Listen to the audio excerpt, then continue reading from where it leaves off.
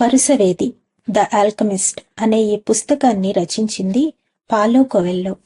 దీనిని తెలుగులోకి అనువదించింది కె సురేష్ గారు.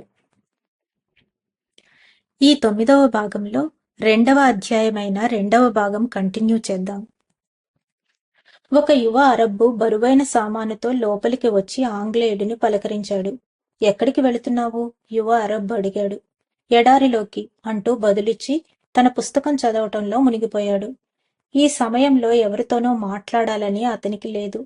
పరుసవేది తప్పనిసరిగా అతన్ని పరీక్షిస్తాడు కాబట్టి ఇన్ని సంవత్సరాల్లో నేర్చుకున్న దానిని ఇప్పుడు పునశ్చరణ చేయాలి. యువ అరబ్బు కూడా ఒక పుస్తకం బయటికి తీసి చదువుకోసాగాడు.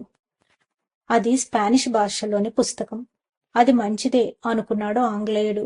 అతడికి అరబ్బీ కంటే స్పానిష్ భాష బాగా వచ్చు. ఈ యువకుడు కూడా ఆల్ఫయూంకి వెడుతుంటే తనకి ముఖ్యమైన పనులేవీ లేనప్పుడు ఇతడితో మాట్లాడవచ్చు. పుస్తకం మొదట్లో ఉన్న అంత్యక్రియల దృశ్యాన్ని మరొకసారి చదవటానికి ప్రయత్నిస్తూ, గత 2 సంవత్సరాలుగా ఈ పుస్తకం చదువుదామని ప్రయత్నిస్తూనే ఉన్నాను, కానీ మొదటి కొద్ది పేజీలకు మించి ముందుకు సాగడం లేదు అనుకున్నాడు యువకుడు. మధ్య మధ్యలో అడ్డుపడడానికి రాజు లేకపోయినా ఆ పుస్తకంపై ఏకాగ్రత కుదరటం కష్టంగా ఉంది. తాను తీసుకున్న నిర్ణయం పట్ల అతడికి ఇంకా కొన్ని అనుమానాలు ఉన్నాయి. కానీ అతడికి మాత్రం ఒక విషయం అర్థమైంది. నిర్ణయం తీసుకోవడం అన్నది ఆరంభం మాత్రమే. ఎవరైనా నిర్ణయం తీసుకున్నారంటే అది ఉధృతమైన ప్రవాహంలోనికి దూకడం లాంటిది. ఆ నిర్ణయం తీసుకున్నప్పుడు ఊహించనైనా ఊహించని ప్రదేశాలకు ఆ ప్రవాహం వారిని తీసుకుని వెళుతుంది. నేను నిధిని అన్వేషించాలన్న నిర్ణయానికి వచ్చినప్పుడు గాజు పాత్రల దుకాణంలో పనిచేయాల్సి వస్తుందని నేను ఊహించలేదు అనుకున్నాడు. ఈ బిడారులో భాగం కావాలన్న నిర్ణయం కూడా నాదే అయ్యుండొచ్చు, కానీ అది నన్ను ఎక్కడికి తీసుకువెళుతుందో నాకు తెలియదు. పక్కన ఆంగ్లేయుడు పుస్తకం చదువుకుంటూ ఉన్నాడు. అతడు అంత స్నేహపూర్వకంగా లేడు. యువకుడు లోపలికి వచ్చినప్పుడు అతడు చికాకు పడినట్లున్నాడు కూడా. వాళ్ళు మిత్రులు అయ్యేవారే కాని ఆంగ్లేయుడు సంభాషణను తుంచివేశాడు. యువకుడు తన పుస్తకాన్ని మూసేశాడు. ఆంగ్లేయుడిలా అనిపించే ఏ పని తాను చేయకూడదని అతడు అనుకున్నాడు. అతడు తన జేబులో నుంచి ఉరిం తురుములను బయటకు తీసి వాటితో ఆడుకోసాగాడు. ఉరిం తురిం అంటూ ఆంగ్లేయుడు అరిచాడు. మరుక్షణమే యువకుడు వాటిని తన జేబులో వేసుకున్నాడు. ఇవి అమ్మకానికి కావు, యువకుడు అన్నాడు. వాటి విలువ అంత ఎక్కువేమీ ఉండదు, బదులిచ్చాడు ఆంగ్లేయుడు. వాటిని రాతి స్ఫటికాలతో తయారు చేస్తారు. అటువంటి రాళ్లు భూమి మీద కోట్ల కొద్దీ ఉన్నాయి.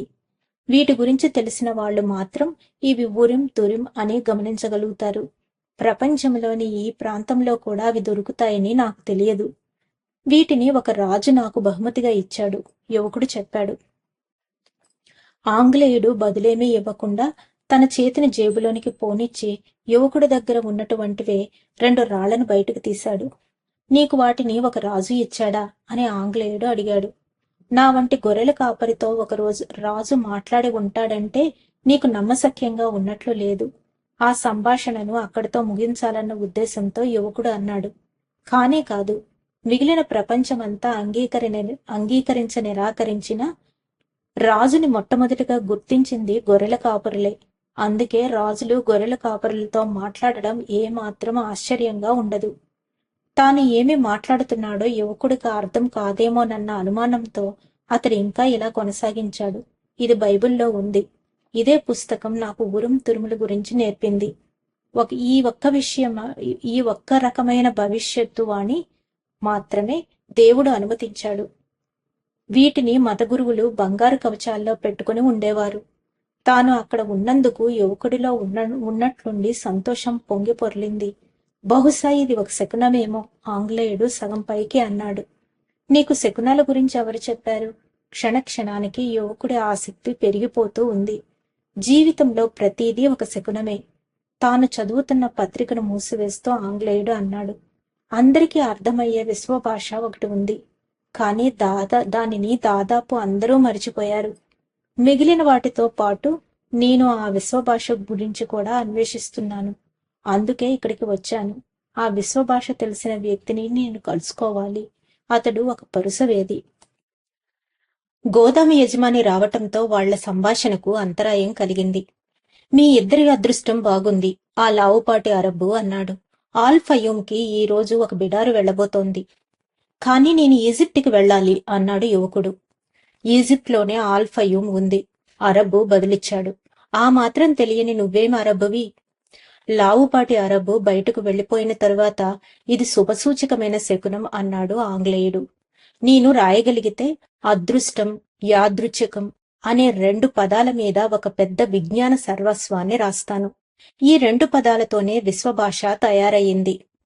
చేతిలో ఉరిం తురిం ఉన్న అతడిని కలుసుకోవడం యాదృచ్ఛికమేమీ కాదని ఆంగ్లేయుడు అన్నాడు. అతడు కూడా పరుసవేదిని వెతుకుతూ బయలుదేరాడా అని అడిగాడు. నేను నిధి కోసం అన్వేషిస్తున్నాను అన్నాడు యువకుడు. కాని ఆ మరుక్షణమే దానిని వెల్లడి చేసినందుకు చింతించాడు. అయితే ఆంగ్లేయుడు దానికంత ప్రాముఖ్యతను ఇచ్చినట్లుగా అనిపించలేదు. ఒక రకంగా నేను కూడా నిధినే అన్వేషిస్తున్నాను, ఆంగ్లేయుడు చెప్పాడు. నాకు పరుసవేది అంటే ఏమిటో తెలియదు అని యువకుడు చెబుతుండగా గోదాము యజమాని వచ్చి వాళ్ళని బయటకు రమ్మన్నాడు. నల్లని కళ్ళు, గడ్డం ఉన్న ఒక వ్యక్తి, నేను ఈ బిడారుకి నాయకుడిని. నాతో పాటు తీసుకువెళ్లే ప్రతి ఒక్కరి జీవన్మరణాలపైన నాకు అధికారం ఉంది. ఈ ఎడారి చపలచిత్తురాలు, ఒక్కొక్కసారి ఇది మనుషులకు పిచ్చెక్కిస్తుంది. అక్కడ దాదాపుగా 200 మంది సమావేశమై ఉన్నారు. ఒంటెలు, గుర్రాలు, కంచరగాడిదలు, వాటి సంతానం మొత్తం కలిపి 400 దాకా పశువులు ఉంటాయి. గుంపులో స్త్రీలు, పిల్లలతో పాటు భుజానికి కత్తులు, తుపాకీలు వేలాడుతూ ఎంతో మంది పురుషులు ఉన్నారు. ఆంగ్లేయుడి వద్ద పుస్తకాలతో నిండిన అనేక పెట్టెలు ఉన్నాయి. అంతా గోలగోలగా ఉండడంతో అతడు చెప్పింది అందరికీ అర్థం కావటానికి నాయకుడు ఒకే విషయాన్ని పలుమార్లు చెప్పవలసి వస్తోంది. ఇక్కడ అనేక రకాల మనుషులు ఉన్నారు. ప్రతి ఒక్కరికి వాళ్ళ దేవుడు ఉన్నాడు. నేను ఒక్క అల్లాని మాత్రమే నమ్ముతాను. ఈ ఎడారిని మరోమారు జయించడానికి చేయగలిగిందంతా నేను చేస్తానని అతడి మీద ప్రమాణం చేస్తున్నాను. ఏం జరిగినా నా ఆదేశాలను పాటిస్తానని మీరు నమ్మే దేవుళ్లపైన ప్రమాణం చేయమని కోరుతున్నాను. ఎడారిలో అవిధేయత అంటే మృత్యువుతో సమానం. గుంపు నుంచి మంద్రస్వరంతో ధ్వనులు వెలువడుతున్నాయి.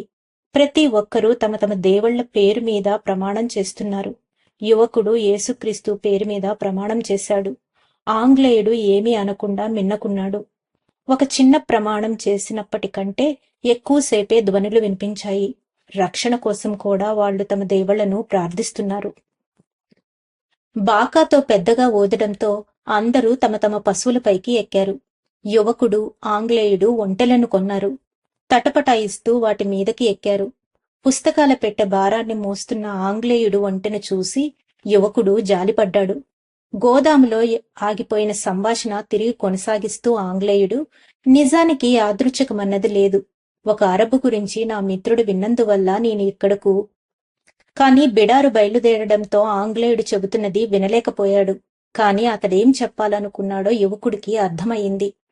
ఒక దానిని మరొక దానితో కలిపే మార్మిక లంకె గురించి చెప్తున్నాడు. ఆ లంకె కారణంగానే అతడు గొర్రెల కాపరి అయ్యాడు. దానివల్లనే అతడికి మళ్లీ మళ్లీ ఆ కల వచ్చింది. దానివల్లనే రాజుని కలిశాడు. దానివల్లనే ఆఫ్రికాలోని ఒక నగరానికి వచ్చాడు. దానివల్లనే మోసానికి గురి అయి గాజు వస్తువుల వ్యాపారిని కలుసుకున్నాడు. దానివల్లనే ఒకరు తమ జీవిత గమ్యాన్ని సమీపిస్తున్న కొద్దీ ఆ జీవిత గమ్యమే వారి ఉనికికి అసలు కారణమవుతుంది అని యువకుడు అనుకున్నాడు. బిడారు తూర్పు దిశగా సాగుతోంది. ఆ బిడారు ఉదయాలు ప్రయాణిస్తూ ఎండ తీవ్రంగా ఉన్నప్పుడు విశ్రాంతి తీసుకునేది. తిరిగి సాయంత్రం పయనమయ్యేది. ఆంగ్లేయుడు అధిక సమయం పుస్తకాలతో గడుపుతుండడం వల్ల యువకుడు అతడితో అంతగా ఏమీ మాట్లాడలేదు. ఎడారికి అడ్డంగా జంతువులు, మనుషులు పురోగమనాన్ని యువకుడు నిశ్శబ్దంగా పరిశీలిస్తున్నాడు. వాళ్ల ప్రయాణం మొదలుపెట్టిన రోజున అంతా గందరగోళం, అరుపులు, పిల్లల ఏడుపులు, పశువుల అరుపులు, ఆందోళనతో కూడిన మార్గదర్శకులు, వ్యాపారుల ఆదేశాలతో కలగలిసిపోయాయి.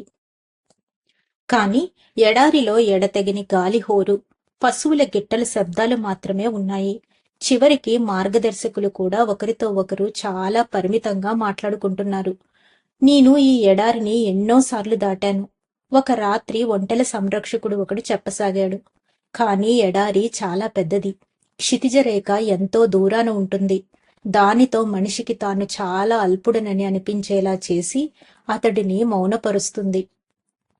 యువకుడు అంతకు ముందెన్నడూ ఎడారిలో అడుగు పెట్టకపోయినా సంరక్షకుడు చెప్పదలుచుకున్నదేదో సహజాతంగా అర్థమయ్యింది. సముద్రాన్ని, బడబాననాల్ని చూసినప్పుడు వాటి మౌలిక శక్తి ముందు అతడు మూగపోయేవాడు. నేను గొర్రెల నుంచి కొన్ని విషయాలను నేర్చుకున్నాను, గాజు వస్తువుల నుంచి కొన్ని విషయాలను నేర్చుకున్నాను అని యువకుడు అనుకున్నాడు. నేను ఎడారి నుంచి కూడా కొన్ని విషయాలను నేర్చుకుంటాను.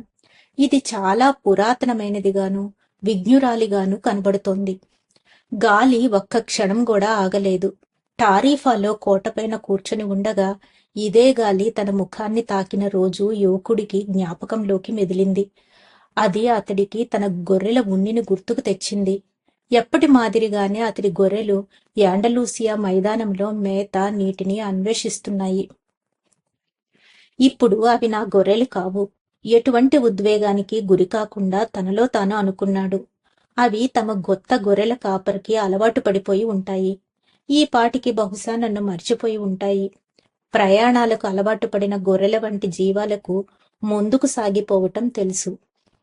వ్యాపారి కూతురు గురించి ఆలోచించాడు.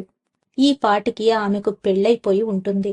బహుశా రొట్టెలు చేసే వ్యక్తితోనో లేక చదువు వచ్చి అద్భుతంగా సాహసగాథలు చెప్పగలిగే మరొక గొర్రెల కాపరినో పెళ్లి చేసుకుని ఉంటుంది. ఈ ప్రపంచంలో ఉన్నది అతనొక్కడే కాదు కదా. ఒంటెల సంరక్షకుడి వ్యాఖ్యానాన్ని సహజాతంగా తాను అర్థం చేసుకోగలగడంతో అతడు ఉత్సాహపూరితుడయ్యాడు. మానవులందరి భవిష్యత్తు, వర్తమానాలకు సంబంధించిన విశ్వభాషని బహుశా అర్థం చేసుకుంటున్నాడేమో. ఇటువంటి వాటిని వాళ్ళమ్మ ముందుగానే తెలియడం అని అనేది. విశ్వజీవన తరంగంలో ఆత్మ ఉన్నట్లుండి మునక వేయడమే సహజాతం అని అతడికి అర్థం కాసాగింది. అందరి చరిత్రలు అక్కడ ముడిపడి ఉంటాయి. అంతా రాసి ఉంటుంది కాబట్టి అంతా తెలిసిపోతూ ఉంటుంది. గాజు వస్తువుల వ్యాపారిని గుర్తు తెచ్చుకుంటూ యువకుడు అలాగే జరుగుకాక అనుకున్నాడు. ఎడారిలో కొంతమేర అంతా ఇసుకతో నిండి ఉంటే కొంతమేర రాతిమయంగా ఉంది. దారికి ఒక గుట్ట అడ్డంగా నిలిస్తే బిడారు దాని చుట్టూ తిరిగి వెళ్లేది. రాతిమయ ప్రాంతం ఎదురైతే దారి మళ్లించవలసి వచ్చేది. జంతువుల గిట్టలకు ఇబ్బంది కలిగించేంత సన్నటి ఇసుక ఉంటే మరంత బరుక ఇసుక ఉన్న దారిని అన్వేషించేవారు. కొన్ని ప్రాంతాలలో ఎండిపోయిన చెరువులలో ఉప్పుతో నేల మేట వేసి ఉండేది. ఇటువంటి ప్రదేశాలలో జంతువులు కదలడానికి మొరాయించేవి. అప్పుడు ఒంటెలను నడిపేవాళ్లు వాటి మీద ఉన్న బరువును దింపాక తప్పేది కాదు. అటువంటి ప్రమాదకర ప్రాంతం గుండా వెళుతుండగా బరువులను వాళ్లే మోసి అది దాటిన తరువాత ఒంటెల మీద ఎక్కించేవారు. దారి చూపే వాళ్లల్లో ఎవరైనా జబ్బుపడినా చనిపోయినా ఒంటెలను నడిపే వాళ్లు చీటీలు తీసి ఆ బాధ్యతను ఎవరు నిర్వర్తించాలో నిర్ణయించేవారు. కానీ ఇదంతా ఒక మౌలిక ఉద్దేశంతో జరిగేది. ఎన్ని సర్దుబాట్లు చేసినా, ఎన్నిసార్లు పక్కదారులు తీసినా బిడారు మాత్రం దిక్సూచిలో ఒకే దిశగా పయనించేది. అవరోధాలను అధిగమించిన తరువాత తిరిగి గమ్యాన్ని చేర్చే బాటను పట్టేవి. ఒయాసిస్ను సూచించే తార ఆధారంగా ఆ దిక్కుకే నడిచేవి. ఉషోదయానికి ముందు ఆకాశంలో మెరుస్తున్న నక్షత్రం కనబడితే తాము నీళ్లు, ఖర్జూరు చెట్లు, ఆశ్రయం, ఇతర మనుషులు ఉండే చోటికి వెళుతున్నామన్న నమ్మకం యాత్రికులకు కుదిరేది. అయితే ఆంగ్లేయుడు ఒక్కడే ఇవేమీ పట్టించుకునేవాడు కాదు. ఎక్కువ సమయం అతడు తన పుస్తకాల్లో మునిగిపోయి ఉండేవాడు. యువకుడు కూడా తన దగ్గర ఉన్న పుస్తకాన్ని చదువుదామని ప్రయాణం మొదట్లో కొన్ని రోజులు ప్రయత్నించాడు. కానీ బిడారును పరిశీలించడం, గాలి చేసే శబ్దాలు వినడం అతడికి మరంత ఆసక్తిగా అనిపించింది. తన ఒంటెను బాగా అర్థం చేసుకోగలిగి దానితో అనుబంధం ఏర్పడిన తరువాత యువకుడు తన పుస్తకాన్ని పక్కకు పడేశాడు. పుస్తకం తెరిచిన ప్రతిసారి ఏదో ఒక ముఖ్యమైన విషయాన్ని నేర్చుకుంటానన్న మూఢనమ్మకం ఏర్పడినప్పటికీ అది అనవసరమైన భారంగా ఆ యువకుడికి అనిపించింది. తనతో పాటు ప్రయాణం చేస్తున్న ఒంటెల సంరక్షకుడితో అతడు స్నేహం చేశాడు. రాత్రిపూట మంట చుట్టూ చేరినప్పుడు ఒంటెల సంరక్షకుడికి యువకుడు గొర్రెల కాపరిగా తన సాహసాలను చెప్పేవాడు. ధన్యవాదాలు మాస్టర్స్. ఈ 2వ అధ్యాయంలోని మిగిలిన భాగాన్ని రేపు తెలుసుకుందాం. అంతవరకు సెలవు తీసుకుంటూ పద్మజ.